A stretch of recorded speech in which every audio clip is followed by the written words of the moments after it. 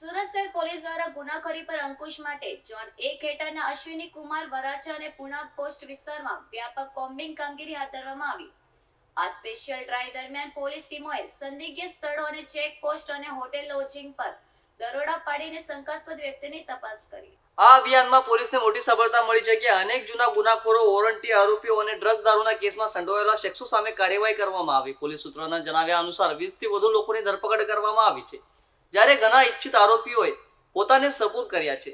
દરમિયાન પોલીસને ઘટના સ્થળેથી હથિયાર, દારૂ અને અન્ય ગેરકાયદે સામગ્રી પણ જપ્ત કરી છે. પોલીસ કમિશનરે જણાવ્યું હતું કે શહેરમાં કાયદો વ્યવસ્થા જાળવવા આવી કોમ્બિંગ કામગીરી આગામી દિવસોમાં પણ ચાલુ રાખવામાં આવશે. તમામ થાના વિસ્તારોમાં ગુનાખોરી પર નજર રાખવા માટે ખાસ ટીમો બનાવવામાં આવી છે. સ્થાનિક નાગરિકોએ પોલીસની આ કાર્યવાહીનું સ્વાગત કર્યું છે અને રાત્રિના સમય પણ પેટ્રોલિંગ વધારવાની માંગ કરી છે. આ કામગીરીથી વિસ્તારના ગુનાખોરોમાં